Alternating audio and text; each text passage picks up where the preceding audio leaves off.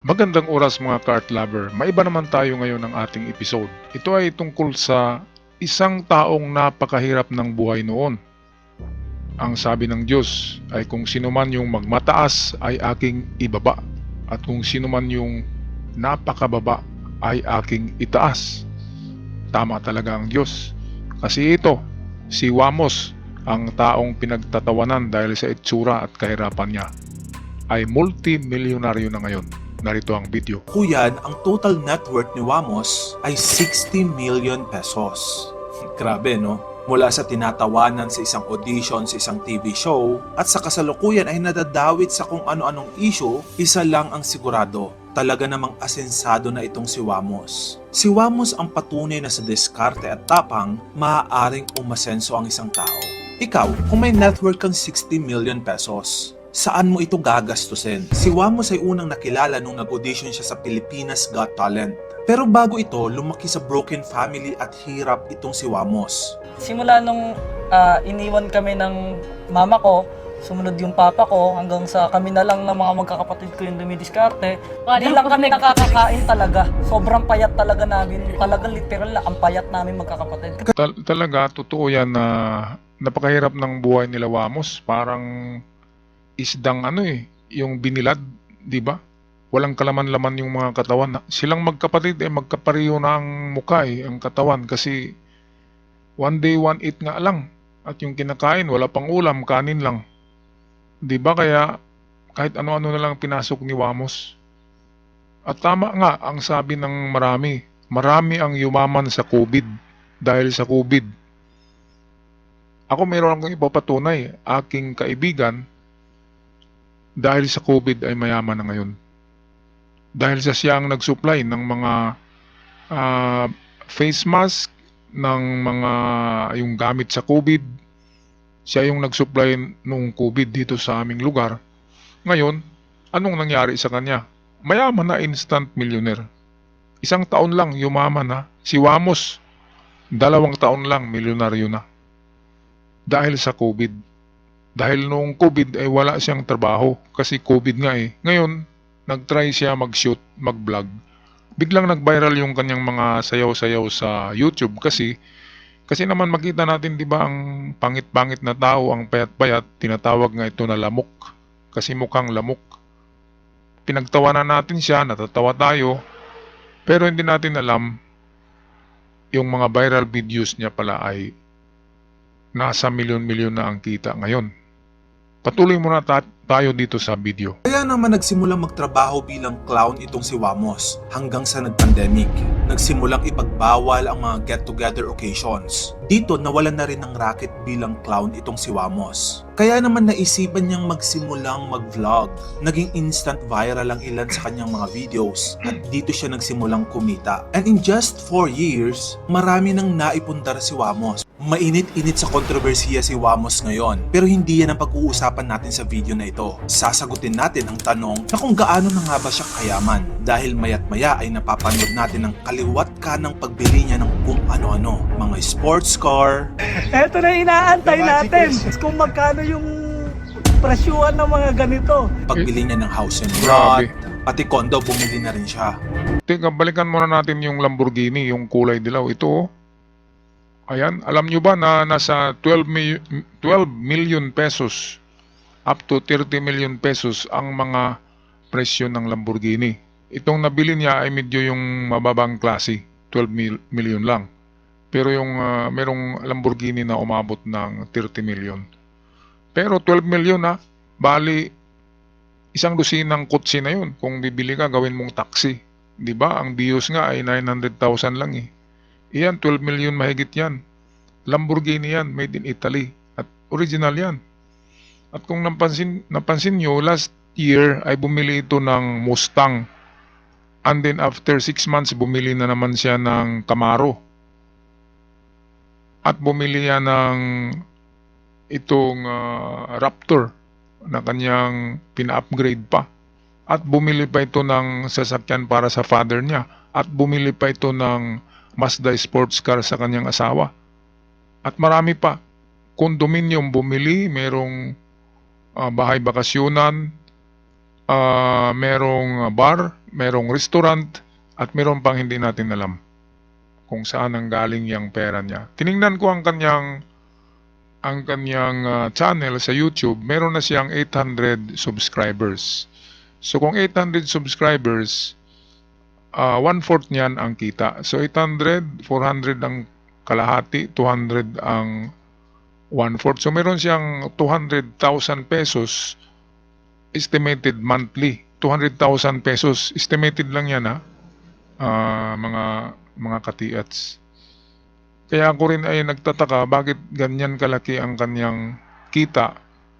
Yung channel niya ay ano lang wala pang 1 million subscribers. At ang kanyang video ay hindi naman lahat viral ang kanyang video. Pero napakalaki ng income niya. Tingnan natin yung kwentas niya lang na yan ay 500,000 na yung mga kwentas niya. Kasi may mga diamond yan, nasa hindi lang 500 pala yan kasi may mga diamond, nasa 3 million yung mga kwintas. Kwintas na suot niya ngayon. Yan kasi ang trend sa mga vlogger, merong malalaking kwintas. Ako nga ay may kwintas pero silver lang itong kwintas ko na malaki rin. Ganyan kasi sa mga vlogger, parang trademark yung mga kwintas na malalaki. Okay, napakaswerteng tao ito. With God blessing kasi matagal silang naghihirap. Ngayon, itinaas sila ng Diyos. Kaya sa mga mahihirap dyan, huwag kayong mawala ng pag-asa. Trabaho-trabaho lang kayo. Darating din ang araw para kayo itaas ng ating Panginoon. Okay, balikan natin ang video. Inaantay natin kung magkano yung presyuhan ng mga ganito. Pagbili niya ng house and lot, pati condo, bumili na rin siya. At yung tatay niya, nirigaluhan niya na din ng kotse. Tara, isa-isahin natin. Last 2022 ay nakabili na siya ng house and lot para sa kanya, sa kanyang asawa at sa kanilang baby. Ang house and lot ay nagkakahalaga ng 25 million pesos. Pasok po tayo sa ating house sa loob ng bahay natin. Grabe.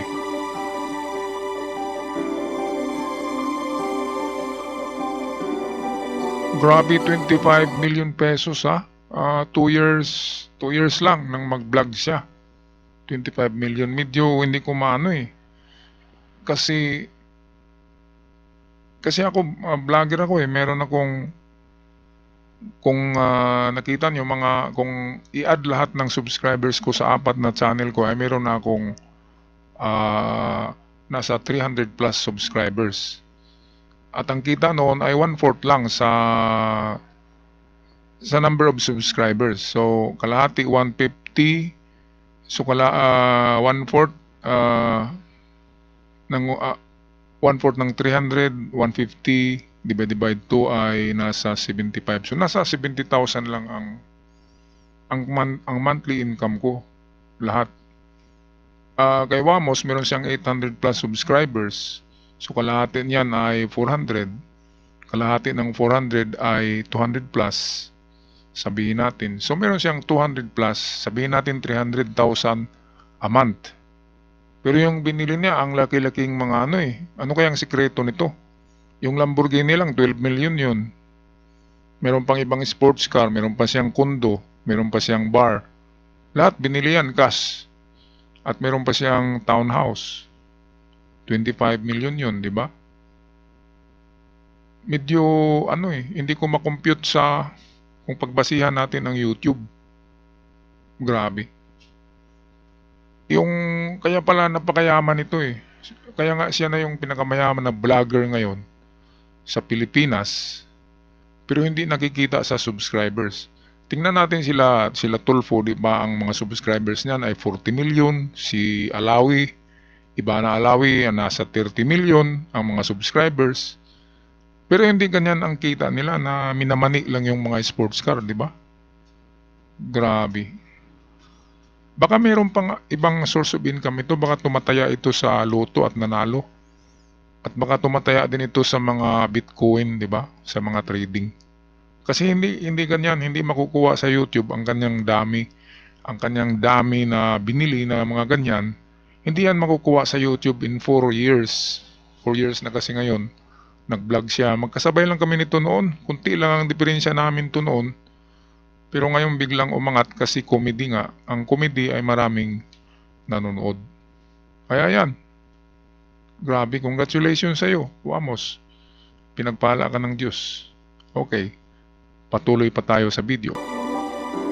Fingerprint kasi to, so tignan natin. So ito yung entrance namin. Ito yung ating sala set. Ano ito yung TV natin? Maliban sa house and lot ay bumili na rin ng kondo itong si Wamos, worth 10 million pesos. Napakaganda dito sa condo na to, dito sa unit na to kasi kitang-kita mo yung mga building. So tara. So ayan, di ba? Siyempre, hindi lang puro tirahan ang kanyang binili. Bumili rin si Wamos ng isang Lamborghini Oh, ayan worth 12 million pesos. Ayan, 12 million. Ito na inaantay natin. Yung The Magic Words kung magkano yung presyuhan ng mga ganito. Kinakabahan ako. Hindi nga ito marunong bumilang eh. 12 million. Maliban dito, bumili din siya ng Ford Raptor na nagkakahalaga ng 2.4 million pesos. Pero Ayan. hindi pa siya nasatisfy dito ha. Pinaset up pa niya ito worth 1.1 million pesos. So ayan mga par, nakuha na nga natin tong Raptor na. Kung ano yung kaya mong i-set up dito sa Raptor, ikaw na bahala. Kasi pang show nga natin to. Magkano siya inabot? Ano? Mani lang yan. Ayan yung presyo niya. Magkano? 1,074,960. Nako, chicken feed lang yan kay Wamos. Tingnan mo yung mukha ni Wamos, oh, parang hindi nabigla. Yung mga ganyan na 10 million, 11 million, lalo na yung upgrade ng Raptor, 1.4 million, wala yan, mani. Chicken feed kay Wamos. Sa tingin ko ang kanyang ang kanyang net worth ay hindi 60 million. Sa tingin ko nasa 200 million. Kasi bakit ganun siya gumastos? 'Di ba ang laki-laki ng mga binibili niya, talagang mamahalin na sasakyan, hindi basta-basta. Eh kayo mga kapatid, kapag meron kayong 60 million, saan nyo gagamitin? Okay, so nakapag-isip kayo. Nabasa kong isip nyo, sabi nyo, inegosyo ko. And then magpatayo ako ng maliit lang na bahay para may savings. Ibabangko ko ang sobra. Tama kayo mga kapatid. Kay Wamos naman kasi blessings yan, minsan lang nangyari yan. Shooting star, minsan lang tatama yung shooting star sa'yo. Kaya napakaswerteng tao. Hindi lahat nabibiyaan ng ganito. Dinaan lang niya sa sayaw-sayaw, sa kanta-kanta. Pinagtawanan siya, okay lang. Pero sa YouTube, ang laki pala ng kita niya. Mabuhay ang YouTube, kahit sa akin. Malaki ang tulong sa akin ng YouTube. Kahit na ako ay may trabaho, meron akong opisina, pero YouTube pa rin ang maganda ang pasahod ng YouTube. At kudos sa lahat ng mga empleyado sa YouTube na nagpatakbo nito. Okay, so tapusin na natin ang bidyong ito ni Wamos. Siyempre, hindi papahuli ang kanyang partner. Sinorpresa ni Wamos ang kanyang asawa nang bilhin niya ito ng sports car from Mazda. Aba, Mazda oh. Sama para makita. 3 million din yan. Wow! Ang ganda! After a few weeks, tila nainggit itong si Wamos at bumili ng sarili niyang sports car from BMW. Ito na po. Isisit, pansit. Babayaran na natin to para makasibak na din.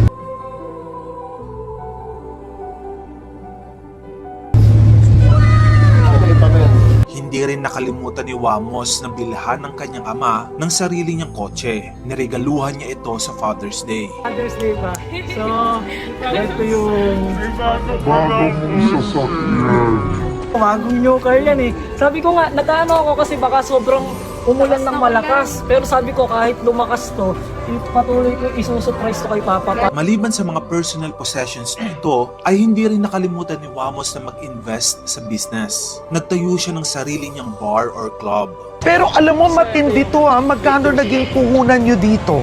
Hindi po namin masyadong hindi po namin masyadong Hindi mabilang. kabisado kasi Oo. hindi namin nabibilang. Ayan, so si Wamos, ang patunay na kapag magsisikap tayo, ay meron talaga tayong marating, lalo na kapag may tulong galing sa may kapal.